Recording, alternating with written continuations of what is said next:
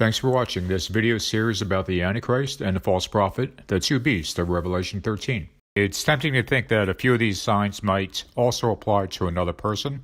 While that is true, it's very important to understand that it's the combination of all of these biblical verses pointing to one specific person that should make us stand up and take notice. And that one specific person that all of these verses point to is Donald J. Trump. Thanks again for watching, and let's begin.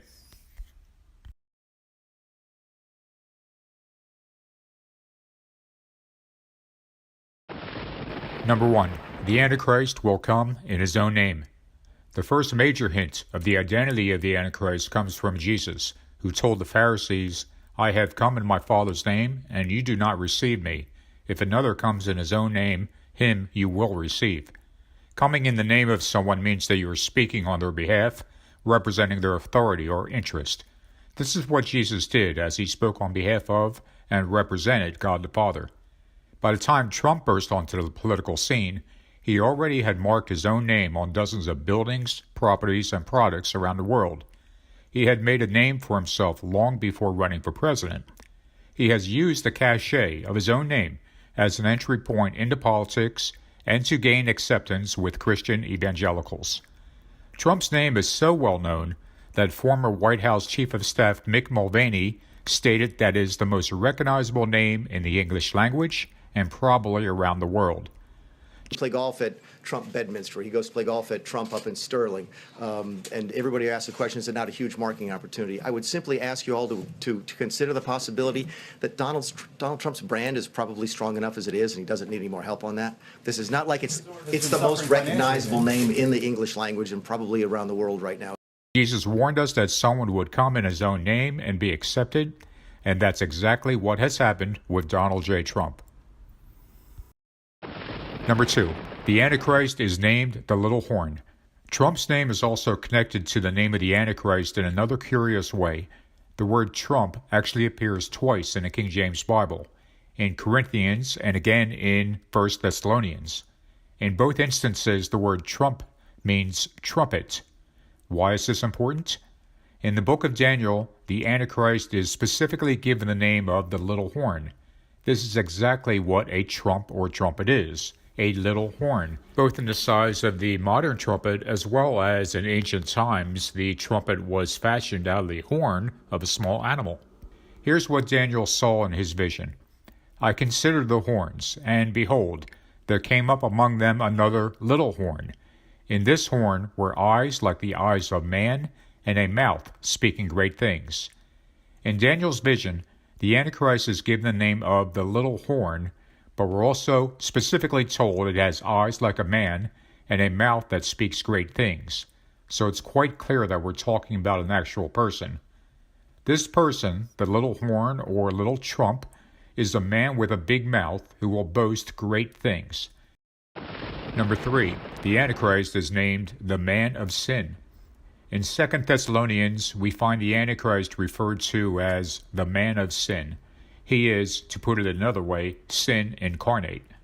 The sins that the Bible referred to over and over again are those related to vanity, to dishonesty, to lust, to greed, to envy, and to wrath.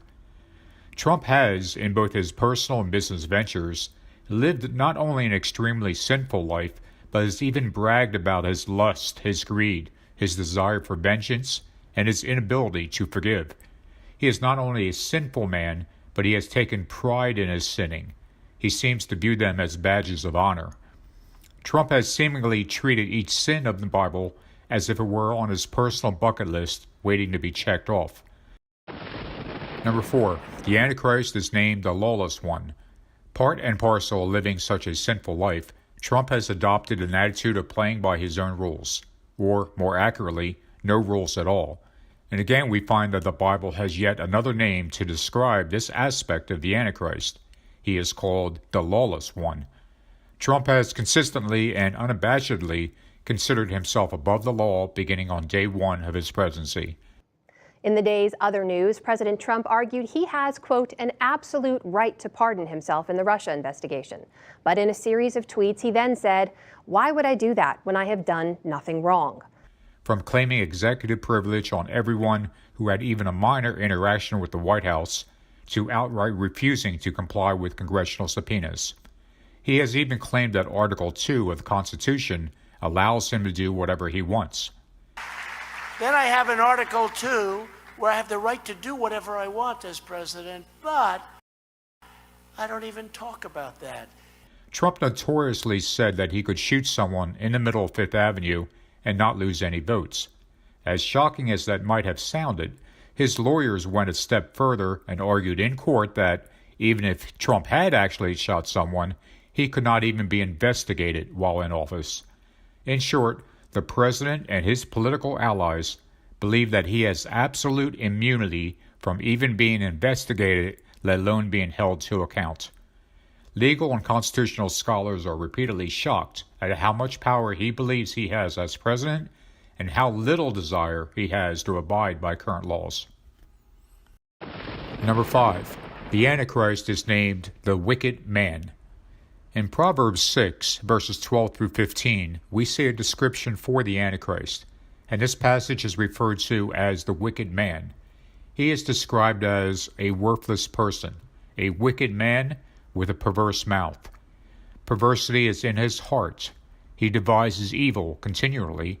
He sows discord. These verses describe how the Antichrist is a worthless and wicked man.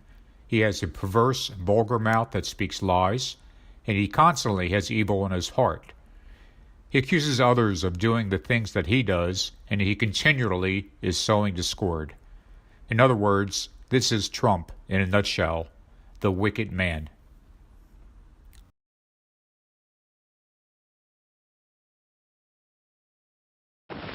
Number 6. The Antichrist is extremely boastful. In the book of Daniel, the Antichrist has a mouth speaking great things, and as described in the book of Revelation, he has the mouth of a lion, as well as a mouth speaking great things and blasphemies. Trump and boasting go hand in hand, so much so that we all expect to hear it whenever he speaks. Nobody knows the system better than me. Nobody knows politicians better than I do. Nobody knows. Nobody's better. Nobody's stronger. There's nobody bigger or better at the military than I am. I love the First Amendment. Nobody loves it better than me. Nobody loves the Bible more than I do. There is nobody that respects women more than I do. Nobody builds walls better than me. Nobody in the history of this country has ever known so much about infrastructure as Donald Trump. Nobody knows that better than me. Nobody even understands it but me. Nobody can do it like me. He will lavish praise on himself for what he has accomplished, for what he plans to accomplish, for what others have accomplished, for his own IQ, for his own wealth, and even for his own physical appearance. He boasts so often and about so many different things that it's odd to hear him go for more than a moment or two without bragging. Whether or not the things he brags about are true is of little importance to him, of course. Number 7. The Antichrist is profoundly arrogant. The Antichrist is an exceptionally arrogant person. According to the book of Daniel, the Antichrist shall magnify himself in his heart, will consider himself superior, and shall exalt himself and magnify himself above every god. Trump's enormous ego and pride have resulted in his wildly inflated view of his own importance. His accomplishments, whether real or imagined, have brought forth an astounding level of vanity. His arrogance is so extreme that he stated in the 2016 campaign that only he can solve our problems. Which is why I alone can fix it. Trump's arrogance leads him to denigrating others in order to elevate himself. He knows more than anyone else on any given topic, even if he's referring to people who are experts in their field. Other people, according to him, are always impressed with how much he knows. After all, as he reminds us on many occasions, he is a genius. Number 8. The Antichrist is a pathological liar. In the Bible, the Antichrist is described as someone who cares so little for the truth that he is said to cast truth to the ground. Although lying certainly existed before Trump was president, he has single-handedly brought terms such as post-truth and truth decay into our everyday lexicon. He has done this by lying so often that he has, in essence, cast truth to the ground as if it was worthless, just like the Antichrist was prophesied to do. Trump's desire to play hard and fast with the truth was a known fact for 40 years before his becoming president. His history is rife with dishonesty and outright deception. He exaggerated and twisted facts to such an extent that they became barely recognizable half-truths, if not outright falsehoods. He brought his penchant for dishonesty into the Oval Office as president, and now peddles his lies to an audience that values making liberal heads explode over hearing the truth. He speaks falsehoods so frequently that anyone listening to him should start with the assumption that he's probably lying. Before capitulating to Trump back in 2016, Ted Cruz accurately said this about Trump. This man is a pathological liar. He doesn't know the difference between truth and lies. He lies practically every word that comes out of his mouth. And in a pattern that I think is straight out of a psychology textbook, his response is to accuse everybody else of lying. He accuses everybody on that debate stage of lying. And it's simply a mindless yell. Whatever he does, he accuses everyone else of doing. The man cannot tell the truth, but he combines it with being a narcissist. A narcissist at a level I don't think this country's ever seen. Number 9. The Antichrist is a vile person.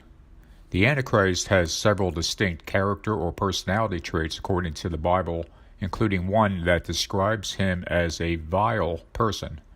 Vile is defined as lacking class or decency, a sordid, crass, vulgar, and despicable person. Donald Trump is unquestionably a crude, classless, and vile man.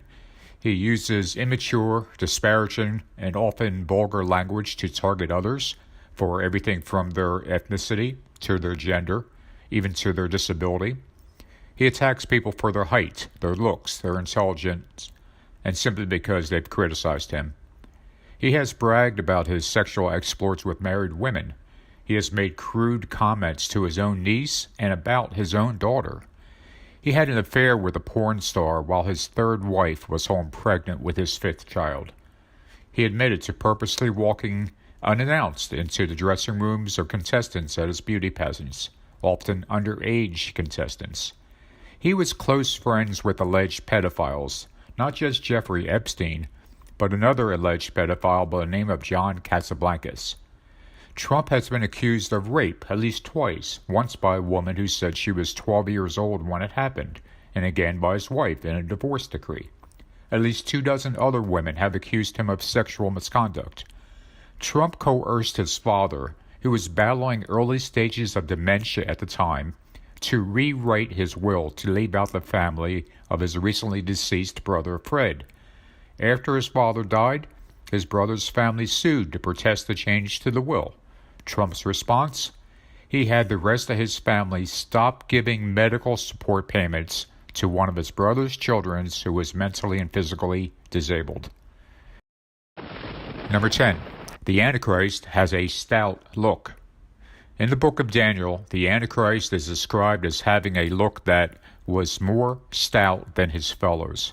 In this verse, stout means to act more haughty or more full of himself than those around him. It also alludes to an arrogance and even an appearance of being heavy-set. Trump's extreme vanity is on full display whenever he is speaking, and his self-congratulatory style is evident upon his face. He will profusely praise himself and then hold his chin up as the crowd cheers, beaming at the adulation. The only times he praises others is when they first praise him, feeding his outsized ego for yet another day. Number 11. The Antichrist is both Assyrian and Roman. The Antichrist is called the Assyrian in the book of Micah, and the book of Daniel alludes to the Antichrist as being Roman. I'll cover this more in a future video, but many people confuse these verses to mean that the Antichrist will be Muslim or from Europe or the Middle East. In fact, the Bible does not specifically state where the Antichrist is born. Trump's ancestral family is from Karlstadt, a small town in the Rhine River region of southwestern Germany. This same region was once home to a people who were a mix of both Assyrian and Roman heritage after Rome invaded in the 1st century BC. It is extremely probable that Trump's family has a direct lineage to people who have both Assyrian and Roman DNA. In addition, these verses refer to a time in the near future when the Antichrist will be connected to Rome via the next pope, the false prophet. This pope will be a very pro-Trump pope. There's also coming a time when the Antichrist will occupy or perhaps even own the same land as the ancient Assyrians. According to Daniel, the Antichrist shall divide the land for gain, and Trump has said many times that we should keep the oil of places we go to war at in the Middle East.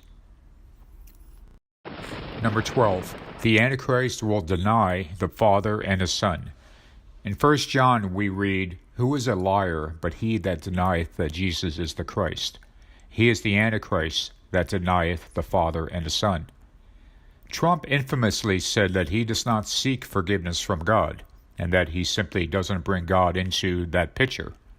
Despite this, his Christian supporters often refer to him as a baby Christian, or one that is still growing in the faith.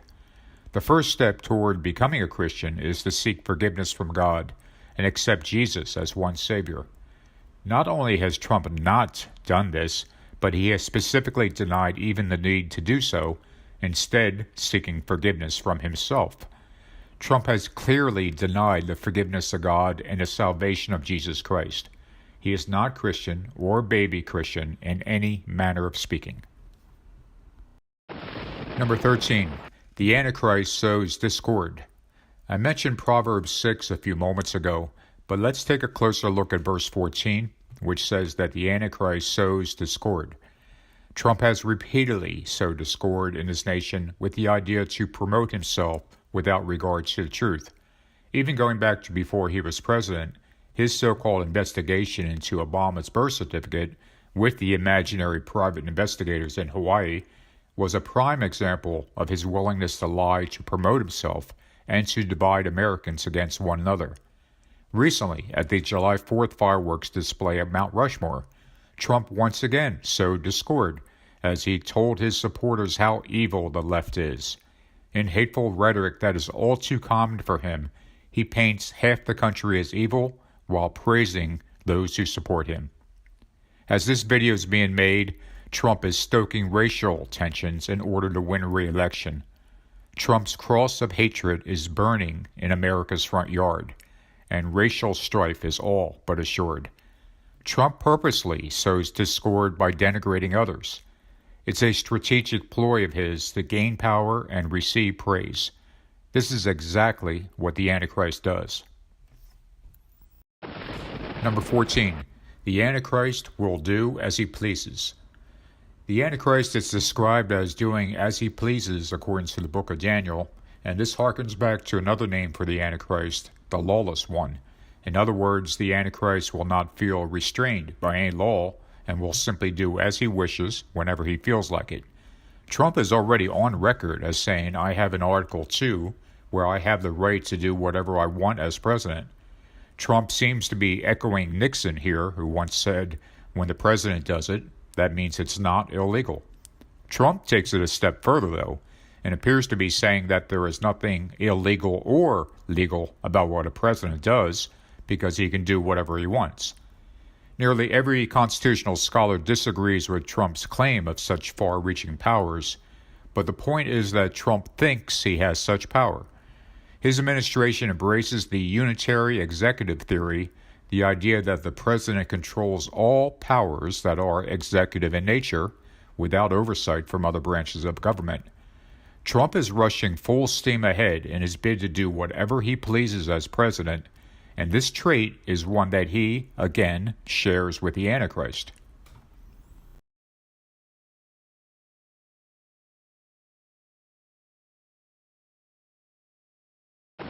Number 15. The Antichrist is of Satan. There are three main verses in the Bible that talk about how Satan brings about the Antichrist. We have 2 Thessalonians, which says that the Antichrist's coming is after the working of Satan. And we have the book of Daniel, which says that the Antichrist will be mighty, but not by his own hands. And also, a king of fierce countenance and understanding dark sentences shall stand up.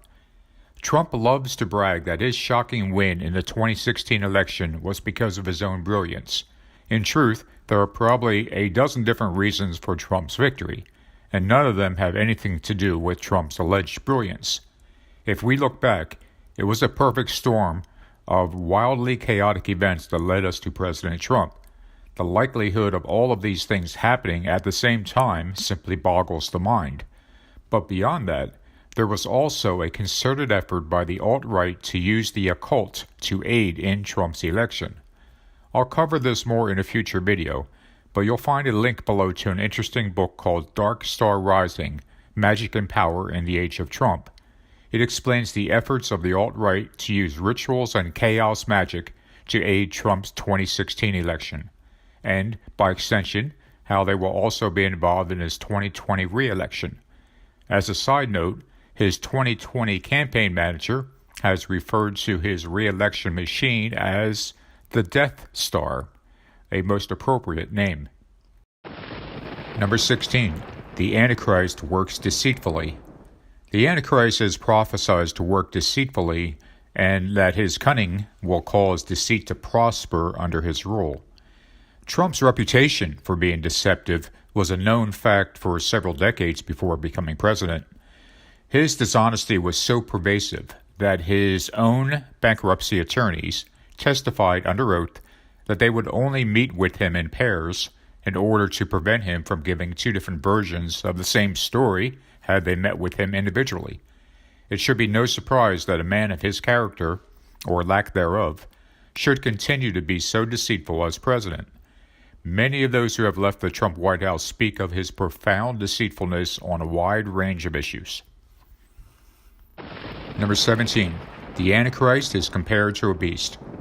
The Antichrist is the first beast in Revelation 13, an evil monstrosity bent on taking whatever it wants by force and leaving a trail of destruction behind.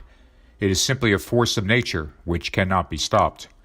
Trump himself perfectly reflects these characteristics, with his extreme greed, desire for vengeance and praise, and seemingly unstoppable ability to get what he wants. Despite how things may appear at the moment, the truth is that Trump cannot and will not be stopped by man, and he will continue to get his way on everything ranging from the border wall to winning the 2020 election to seeking vengeance on his enemies. Number 18. The whole world marvels at the beast. The Bible makes it clear that the world is astonished at the Antichrist and is amazed at what it does. This verse could read the whole world marvels at Trump, and it would also be 100% accurate. Indeed, we have been inundated with news of Trump from the moment he came down the escalator to announce his candidacy to be president. The media was so fascinated by this person who could say or do anything at any second that they couldn't look away. None of us could. Now that he's president, the whole world does marvel at him. They simply don't know what strange thing he might do or say next, or who he might attack. As leader of the most powerful nation in the world, they certainly want to be on his good side, but are constantly left aghast at his words and actions. They marvel after him and are constantly astonished at what he says and does. Number 19. The beast arises out of the bottomless pit. According to the book of Revelation, the beast, or the Antichrist, shall ascend out of the bottomless pit. Back in the 2016 Republican primary, all of the candidates tried to figure out how to best counter Trump without going down to his level. No one could figure out how to respond to Trump's low blows because Trump would keep going lower. Conservative political commentator Ben Shapiro may have summed it up best when he said, "How do you sling mud at someone made of mud?" Even today, it seems Trump will say something or do something so outrageous that decent people wonder how much lower he can go. Has he finally reached rock bottom? And will he now finally act more presidential? The answer always ends up being no, as Trump manages to do or say something even more outrageous a few days later, if not sooner. There simply are no depths to which he won't go to pump up his own ego or to denigrate another person. In time, there won't be any depth he won't go to stay in power, and his actions and words will shock us all beyond measure. Trump knows no bottom because the pit from which he draws inspiration is bottomless. Number 20. The angel of the bottomless pit is Apollyon. In Revelation we read, "And they had a king over them, which is the angel of the bottomless pit, whose name in Hebrew tongue is Abaddon, but in the Greek tongue his name is Apollyon." According to the Bible, Apollyon means the destroyer. The Trump penthouse in Trump Tower is adorned with images of Apollo, a derivative of the name Apollyon. On the ceiling is a large mural of the Aurora fresco, also known as Triumph of Apollo, led by the Aurora. Considering the large number of statues and artwork dedicated to Apollo in Trump's penthouse, one can't help but conclude that Trump greatly admires the god Apollo. During the 5th century BC, Apollo became known as the sun god, the symbol of which was often used in ancient battles to represent the god of forces. Trump's entire penthouse is a testament to his love of Apollo, the sun god. But he doesn't just love the god of forces, he honors him. Number 21. The Antichrist honors the god of forces. In the book of Daniel, we read, "In his estate shall he honor the god of forces, and a god whom his fathers knew not shall he honor with gold and silver and with precious stones and pleasant things." The god of forces is the sun god, as I mentioned a moment ago, and Trump has a virtual shrine to the god of forces in his penthouse at Trump Tower. In it, you'll find statues of gold, of silver, of precious stones on display, all to honor the god of forces. Trump's love of gold is directly related to his love of the sun god, or the god of forces. Beyond the gaudy, over-the-top gold decor in his penthouse, and on nearly everything else he designs, Trump's love of gold even extended to the White House, where on the first day he replaced the red curtains of the Oval Office with those colored gold. Number 22. The counterfeit cross of the Antichrist. In Philippians, we read that Jesus humbled himself and became obedient unto death, even the death of the cross. And in Mark, Jesus asked, "What does it profit a man to gain the whole world, but forfeit his soul?" The one enduring symbol of Christianity is the cross. To Christians, it signifies the incredible sacrifice that Jesus made for us, and the wonderful gift of eternal life that we can receive by simply accepting him into our lives. The image of the Christian cross is exceptionally powerful to those who believe. Thus, it should come as no surprise that the Antichrist would also have a very similar image, one that he would use to mark the things he claims are his. Only the cross of the Antichrist doesn't signify sacrifice and humility, but greed and ego. The Antichrist is proclaiming that it's the things of this world that matter, and that he is the one that we need to look up to and admire. The cross of the Antichrist is a testament to his monstrous ego. Trump's cross has one notable difference from the Christian cross. It's missing the head of the cross, perhaps a symbol that the Antichrist considers no one to be above him. Number 23. Christianity perverted. In Matthew, we read this statement from Jesus: "No one can serve two masters. Either you will hate the one and love the other, or you will be devoted to the one and despise the other. You cannot serve both God and money." Preachers of the prosperity gospel have historically been on the fringes of Christianity, and for good reason. Their name-it-and-claim-it money-oriented gospel teaches that God wants his people to be wealthy, and that being successful is a sign of living a good Christian life. Unfortunately, the prosperity gospel is no longer on the outside looking in, but an integral part of the Trump administration. Trump has surrounded himself with preachers who connect personal wealth to one's Christian faith. In fact, Trump recently chose Paula White, a popular longtime prosperity preacher, to oversee his evangelical advisory board. This is not surprising since Trump grew up listening to and admiring Dr. Norman Vincent Peale, one of the original prosperity gospel preachers. By making the prosperity gospel the focal point of his evangelical advisory board, Trump has marked his administration's stamp of approval on his preferred Christian religion, the religion that one's money or financial success is connected to one's worship of God. Why does this matter? Because when the Antichrist and false prophet institute the mark of the beast, it will also connect one's money to worship. Only it will be the worship of the beast, not of God. You will not be able to buy or sell, that is, you won't have access to money unless you have the mark of the beast, signifying your worship of the beast.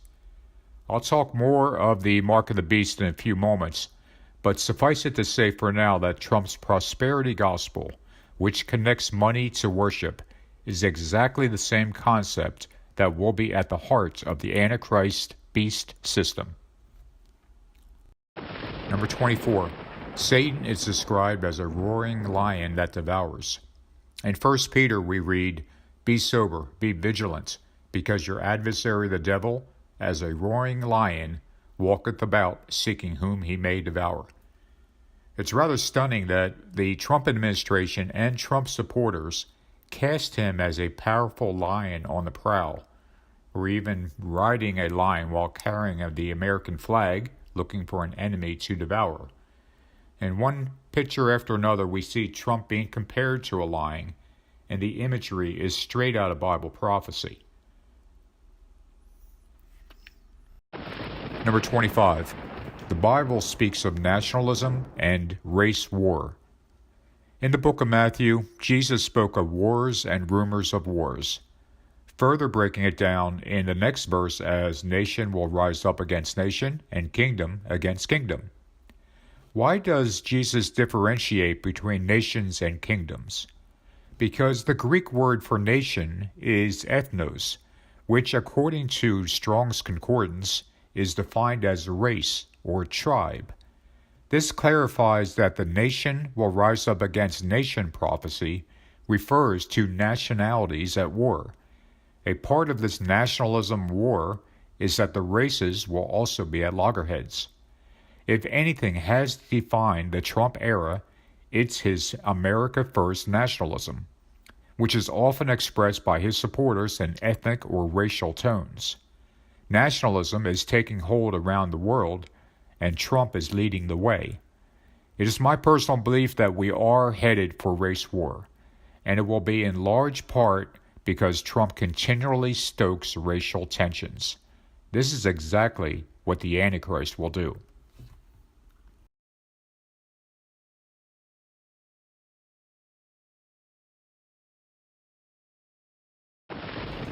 Number 26. The falling away.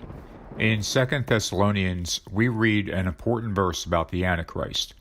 "Let no man deceive you by any means, for that day shall not come, except there come a falling away first, and the man of sin be revealed." This verse connects the falling away to the man of sin. Christians will fall away from the gospel of Jesus and toward the gospel of the Antichrist. In other words, the falling away is what shines a light on the man of sin, revealing his identity. This massive falling away has in fact happened just over the last couple of years, as countless Christians have abandoned the true gospel of Jesus to embrace a man who has made a name for himself in this world. To these Christians, the gospel of Jesus has become the gospel of Trump.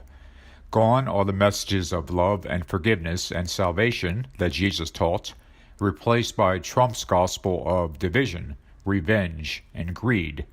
In this gospel, Trump's enemies are to be attacked, those who are different are to be vilified, and the love of money is above all. To those who have fallen away, Trump's name is hallowed before that of anyone else. "In Trump we trust" is the common refrain. Number 27. The unrighteous deception. Again, in 2 Thessalonians, we read, "The coming of the lawless one is according to the working of Satan, with all power, signs, and lying wonders, and with all unrighteous deception among those who perish, because they did not receive the love of the truth, that they might be saved." These verses refer to the Antichrist as the lawless one, which, as I mentioned before, is one of the names given in the Bible to this end-time figure. His coming is according to the working of Satan, but also he is assisted by unrighteous deception from those who don't love the truth. This unrighteous deception helps the Antichrist come to power and eventually rule the world. This very same unrighteous deception is now running rampant among Trump supporters, especially in the media, who conjure up one deceptive story or manipulated video after another in order to promote Trump. Thus, they have been deluded into fervently supporting a man with a history of lying and cheating. Those who practice this unrighteous deception have no love for the truth, instead believing that the ends justify the means. The idea that the ends justify the means is completely at odds with the biblical teaching that as he who called you is holy, you also be holy in all of your conduct. Number 28, the strong delusion. As we continue in 2 Thessalonians, we read, "And for this reason God will send them strong delusion, that they should believe the lie, that they all may be condemned who did not believe the truth, but had pleasure in unrighteousness." Conservative Christians have looked for the Antichrist to come for many years, and have debated whether this figure would be from Europe or the Middle East. Was he Muslim, Jewish? Surely he would be from the left and stand for those things diametrically opposite that of Christ. The assumption among all of these questions is that the Antichrist would be easy for true Christians to recognize because he would publicly embrace anti-Christian beliefs. Unfortunately, they fail to understand that the only way there could be a strong delusion is if the Antichrist arose under their noses, claiming to believe what they believed. There's simply no delusion if he's easy to recognize. For many years, conservatives have hated the left, the mainstream media, Hollywood, and all things that weren't conservative. Then someone who has made a name for himself around the world comes on the scene attacking the left, the mainstream media, Hollywood, the very same things that conservatives loathe. But why is it that conservatives can't see the evil of Donald J. Trump? Remember that video of a few people standing around passing a basketball to one another, and you're supposed to keep track of the number of passes that go from one person to another depending on the color of their shirt. Of course, what happens is you're so focused on counting the number of passes that you do not notice the gorilla going right through the middle of the scene and out the other side. This is exactly what has happened with conservative Christianity. They have been so busy focusing on the evils of what the left is, of what the mainstream media is, what Hollywood is, that they have not noticed the evil right in their midst. Number 29. The Antichrist starts small but grows powerful. According to the Bible, the Antichrist shall become strong with a small people. The Antichrist isn't someone who will rule the world overnight. Rather, he starts out on a limited scale and, with the aid of a small group of people, becomes incredibly powerful. Likewise, Trump's political career started in spurts, as he toyed with the idea of running for office 3 different times, in 1987, in 2000, and in 2003, before eventually shocking the world in 2016. Trump's 2016 election victory was indeed propelled by a smaller group of people than supported his opponent. Perhaps even a lot smaller if you count in the help he received from foreign actors. Even to this day, Trump's popularity among Americans is in the minority, and the plurality of people disapprove of him. Number 30. The Antichrist attains the kingdom by flatteries. According to the book of Daniel, the Antichrist shall come in peaceably and obtain the kingdom by flatteries. The Antichrist will first achieve the kingdom, not by war, but by using the power of flattery to seduce those he needs to support him. Donald Trump has excelled at heaping over-the-top praise on groups he needs to support him, as well as those who have complimented him or praised him in some way.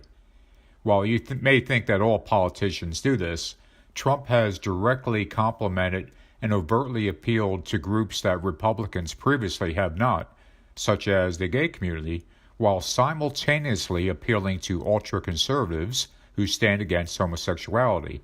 To both groups, Trump's message is the same. No one will do for them what he will. The fact that these two groups are diametrically opposed to one another seems not to resonate with anyone.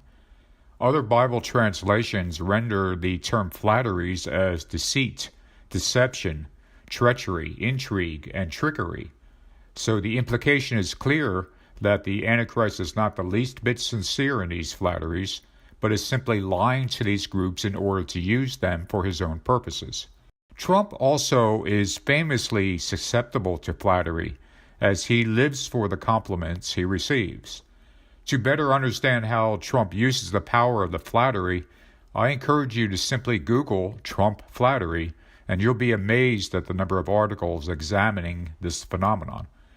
Not only does Trump use flattery on others to get their support, but others use flattery on him to align themselves behind him. Number 31. The Antichrist conquers with a bow, but no arrows. In Revelation 6 we read, "And I saw, and behold a white horse, and he that sat on him had a bow, and a crown was given unto him. He went forth conquering and to conquer." The Antichrist is the first of the four horsemen of Revelation 6. He is described as riding a white horse to symbolize that he portrays himself as the Savior. Interestingly, the verse states that he has a bow, but does not mention arrows. Despite this, he was given a crown and goes forth conquering and to conquer. If he doesn't have any arrows, what is the Antichrist launching with that bow? What exactly is his weapon of choice? Listen to what Trump said in a 1990 interview with New York Magazine. "I'm a guy who lies awake at night and thinks and plots," Trump said. Keep in mind this was 14 years before Twitter was invented and 17 years before he himself had joined. Now look at these two Bible verses. He devises wickedness on his bed. He sets himself in a way that is not good. He does not abhor evil. Woe to those who devise iniquity and work out evil on their beds. At morning light they practice it, because it is in the power of their hand. Did you catch it? Those who practice evil, because it is in the power of their hand. Trump has indeed devised wickedness on his bed, and with his hands he launches attack after attack on Twitter. The phone is his proverbial bow, his tweets are the arrows, and with them he has indeed conquered one adversary after the other. Number 32. The Antichrist will succeed in all that he does. The Bible says that the Antichrist shall destroy fearfully and shall prosper and thrive. The Antichrist will be a force of nature, both destroying those who oppose him and prospering in all that he does. His successes will come in legion, and will be why many either worship him or acquiesce to his will. There are those who think Trump has failed at many of his objectives as president, whether getting the wall built or having his way on a variety of issues. They couldn't be farther from the truth, though, as nearly everything Trump has done has resulted in his getting what he wants. From successfully surviving the investigation into Russia's meddling in the 2016 election, to the impeachment, to systematically installing passionately pro-Trump political appointees throughout the government, to even destroying politically those who oppose him. Trump, like the Antichrist, will both destroy and prosper. In his second term, look for Trump to successfully destroy much of the free press by loosening the libel laws, and tout that as a major victory to his supporters. And they will, no doubt, agree. Number 33. The Antichrist shall do exploits. The Antichrist will do big things around the world, which is one of the reasons that all nations will marvel at him. His exploits will be clear for all to see, and he will be both praised and feared because of them. With Trump, there's no question that he views his own achievements in the most grandiose style imaginable. While much of what he says is hyperbole, there's no question that he has already achieved a great deal in this world.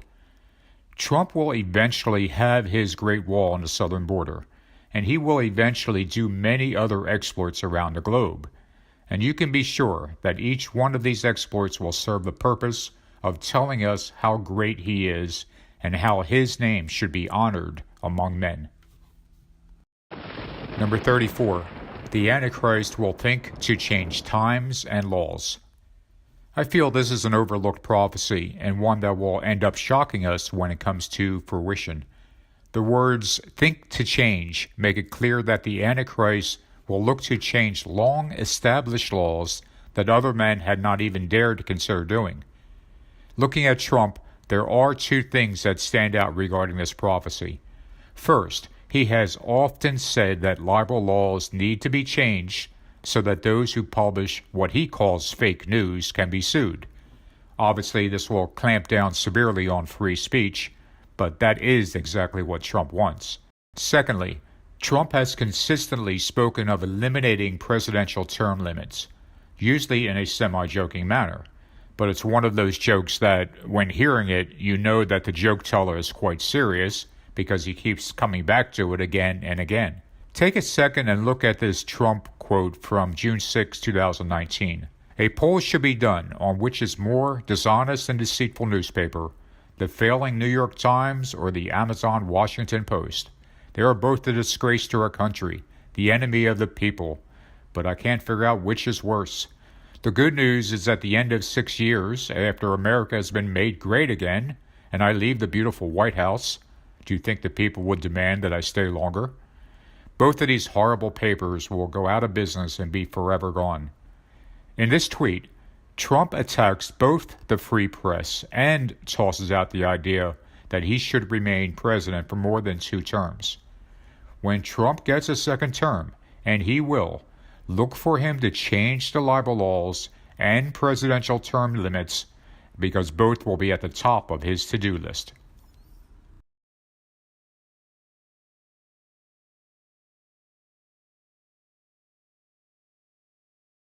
Number 35. The New World Order. Talk of a New World Order has been quite popular in recent decades among Christians, especially since the election of Barack Obama as president. Indeed, there are still a staggering number of YouTube videos that claim that Obama is the Antichrist, or will soon become Secretary General of the United Nations and lead us all into the New World Order. In truth, there isn't a need to speculate about when or where this New World Order is coming from. It's now happening right in front of us. We have someone now on the scene who is remaking the world order in his own image. He has withdrawn the United States from countless treaties.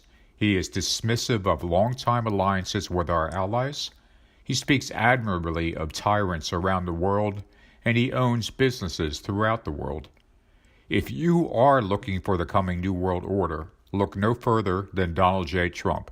He's creating it right now in front of your eyes at this very moment. Number 36. The Antichrist will have a Mideast peace plan. One of the more well-known Bible prophecies involving the Antichrist is that he will put together a 7-year peace agreement among the nations in the Middle East. This peace deal is referred to as the Covenant with Many, and will involve both Israel and the nations surrounding her. Surprisingly, Christian Trump supporters are ignoring the fact that the Trump administration is presently, and very publicly, working on a Mideast peace deal. This should make all Christians stand up and take notice, as it is a clear sign connecting Trump to the Antichrist. Trump has actually talked about doing a Mideast peace plan since at least 1987, referring to it as the ultimate deal in an interview with the now defunct magazine Manhattan Inc. In the article, Trump not only talked about his ideas for peace, but displayed a frightening cavalier attitude about nuclear weapons. The picture on the front of the magazine showed Trump holding a dove, the dove understandably looking more than a bit uncomfortable. Over the years, Trump has referred to his idea for peace in the Middle East as either the ultimate deal or the deal of the century. Either way, Trump's Mideast peace plan is exactly what the Antichrist will do. Number 37. The second beast is the false prophet. The Antichrist is the first beast of Revelation 13, and he works in tandem with the second beast, the false prophet. It is this false prophet who will be responsible for the mark of the beast and so-called miracles in support of the Antichrist. Most people know that Trump is no fan of Pope Francis, going back to when Francis publicly stated that Trump wasn't a Christian. What most people don't know is that there is a concerted effort by many Trump allies, including Steve Bannon, to have Pope Francis step aside in favor of a more conservative pontiff. This new conservative pope would be pro-Trump, of course. The curious thing is that the majority of Trump supporters are presently against Pope Francis, and the vast majority of those people who want a more conservative pope are supportive of Trump. This pro-Trump and anti-pope coalition is an irresistible force and will remake the White House-Vatican dynamic. The Antichrist Trump is about to have a pro-Trump pope who will be the false prophet, and these two will work together to wreak havoc in the world in the very near future. Although I obviously don't know who the next pope will be, I believe we should keep our eyes out for Cardinal Pietro Parolin. I will cover Parolin more in a future video. Number 38. The Antichrist is a ruthless world dictator. In the Bible, the Antichrist is described as a tyrant who will rule over the world with an iron fist. He will be a law unto himself and enforce his own new world order with a reign of terror the likes of which have never been seen. Trump has repeatedly bragged about being the law and order president and appears to be looking for any reason he can find to bring the U.S. military onto American streets. By all indications, Trump pines to be the American strongman, the type of leader who will crack down on anyone who dares to dissent. There is now a Keep America Safe slogan being promoted widely among Trump supporters, and it is exactly this kind of simplistic jargon that will delude people into backing Trump's police state. Trump's law and order presidency will soon evolve into the lawless one's new world order. Number 39. The Antichrist is a warmonger. The Antichrist seeks to conquer with a power unmatched by other nations. This power is so far above and beyond what other nations can do that they can do little but ask who can make war with him. In his very first speech to Congress after becoming president, Trump vowed to greatly increase military spending. This despite the fact that the United States maintains nearly 800 military bases in more than 70 countries and territories abroad. There are probably hundreds of more bases that we don't even know about because they are so secret. By contrast, Britain, France, and Russia have about 30 foreign bases combined. Trump has greatly expanded the military capabilities of the United States, including its nuclear arsenal. He has said he doesn't want to roll out using nukes. In less than 4 years as president, Trump has threatened nations with destruction, exponentially increased spending on the U.S. military, and repeatedly bragged about how strong and powerful it is.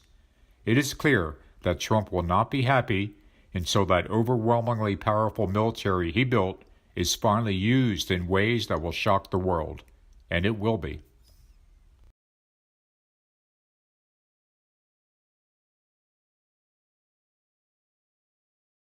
Number 40. The third temple will be rebuilt. In Daniel, we read that the Antichrist will confirm a covenant with many for 1 week, but in the middle of the week he will put an end to sacrifice and offering.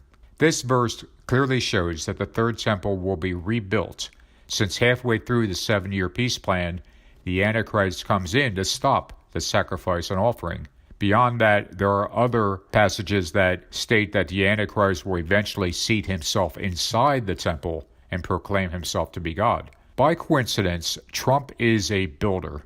That's what I do is I build. I was always very good at building. It was always my best thing. I think better than being president, I was maybe good at building. My belief is that not only will the third temple be built as part of Trump's peace plan, but that a Trump-owned company will do the building. After it's finished, don't be surprised if the name Trump appears somewhere on the Third Temple structure itself, perhaps as an engraving or a plaque, to honor Trump's efforts to get it built. Number 41. Israel seeks the Messiah. Donald Trump is being called a type of King Cyrus by many in Israel, as well as the evangelical Christian community. To further connect Trump to the Antichrist in this matter, Trump's image is now being produced on temple coins alongside that of King Cyrus. Israel has named towns, train stations, and squares after Trump. He's been called the Shield of Jerusalem, the King and final U.S. President, and there's even a song called Super Trump. Israel is honoring Trump in a multitude of ways, and it all exactly fits the type of honor and worship that the Antichrist will receive in the final days. Both Israel and Trump supporters elevate Trump to a king-like status, which he approves of, and it won't be long before he elevates himself even beyond that. Number 42. The Antichrist breaks the Mideast peace covenant. As we read in 2 Thessalonians, another name for the Antichrist is the son of perdition.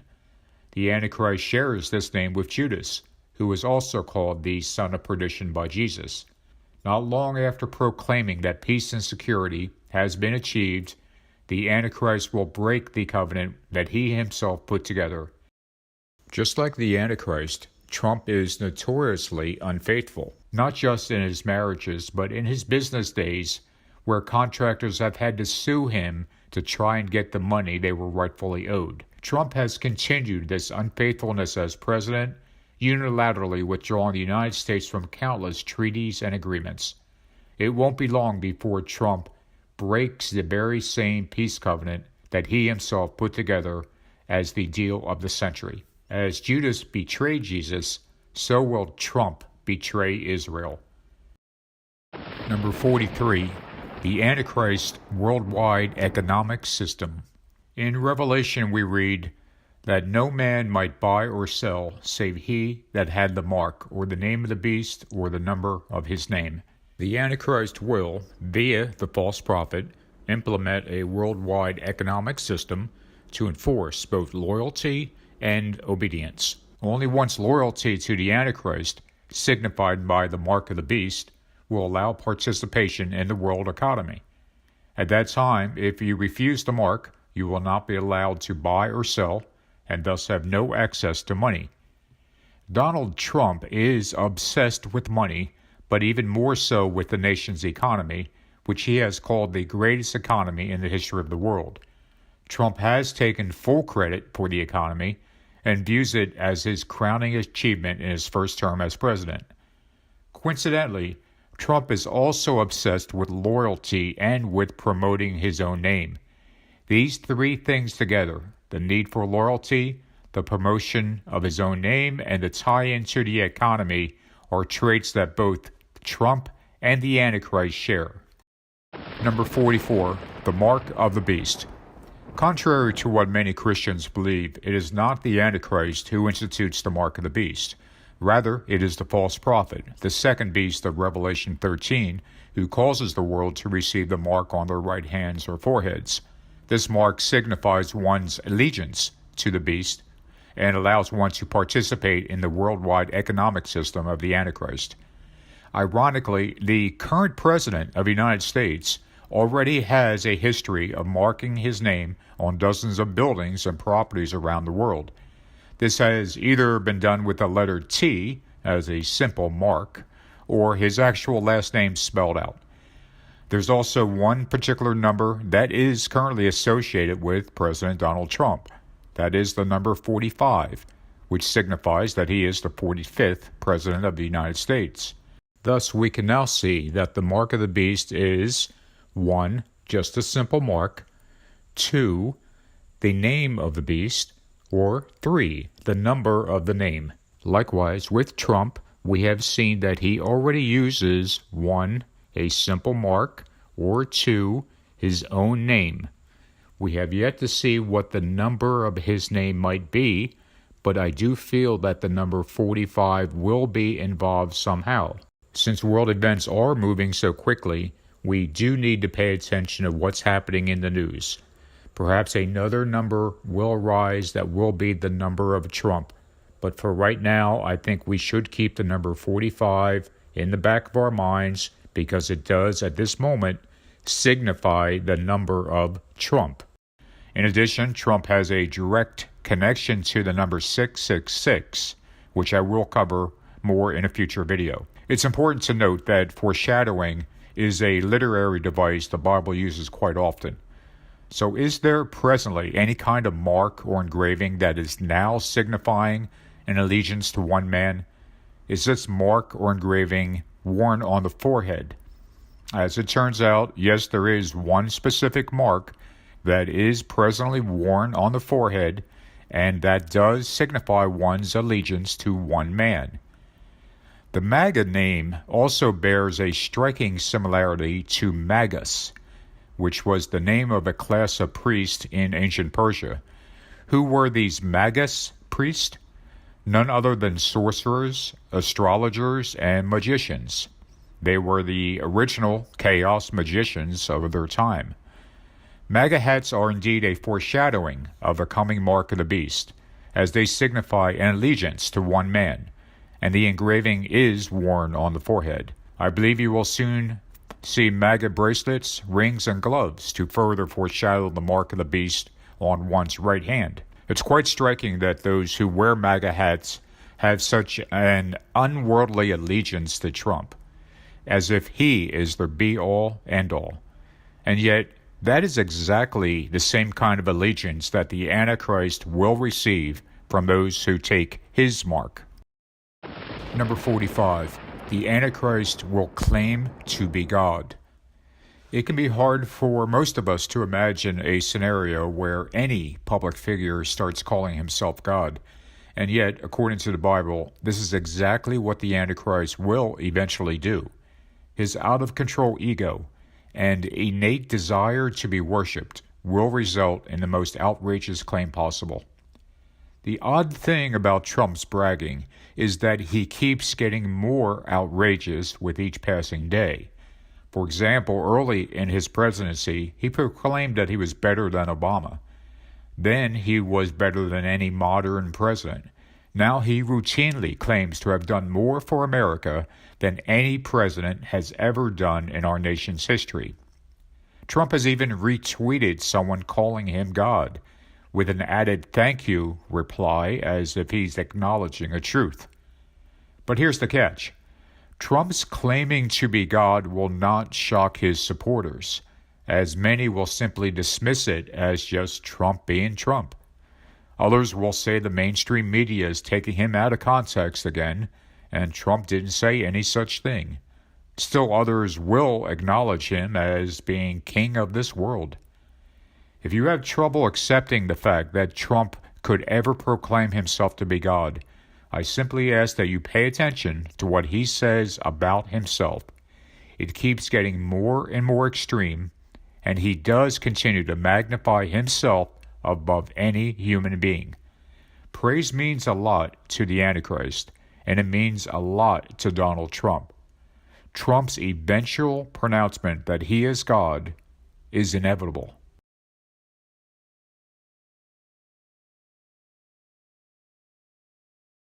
This video has been about the Antichrist and the many biblical verses and signs that identify this figure as being Donald J. Trump.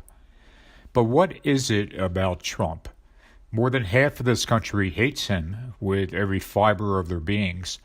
Meanwhile, his supporters back him unconditionally, even over the people and things they've loved their entire lives. They denigrate others in order to elevate Trump, becoming de facto mini-Trumps. His allies in the media and in Congress may not love him as much as they fear him, but they do view him as a means to an end, a rare opportunity to get all of the conservative policies and judges they've always wanted. In the meantime, if temporarily they have to call evil good and good evil, so be it. But this is more than just a cult of personality, as it resonates deeply on a visceral level. There is a dark energy that resonates from Trump, a virus of hatred that has seeped into the American psyche, infecting not just Trump supporters, but also those who rail against Trump. Take a second to think of the qualities of Jesus, such as honesty and forgiveness, even humbling himself unto death. Think about what he preached: to forgive others, to help those in need, to be kind and unselfish, to love each other as we love ourselves, and to love God above all. Now, take a second to think if any of these qualities exist in Donald J. Trump. They simply don't. In fact, Trump stands for all the things that are precisely the opposite of what Jesus Christ stands for. In every sense of the word, Donald J. Trump is anti-Christ. If this video has not convinced you that Trump is the Antichrist, I simply ask that you keep it in the back of your mind over the coming months and years. Watch carefully to what Trump does and the things he tweets about. Listen carefully to what he says, not just the words, but the intent behind those words. The more you pay attention to what Trump says and does, the more you will come to understand that there is a profoundly deep evil to this man. But there is good news. You see, something's going to happen. What? What's going to happen? Something wonderful. What? I understand how you feel. You see, it's all very clear to me now. The whole thing. It's wonderful. What's going to happen?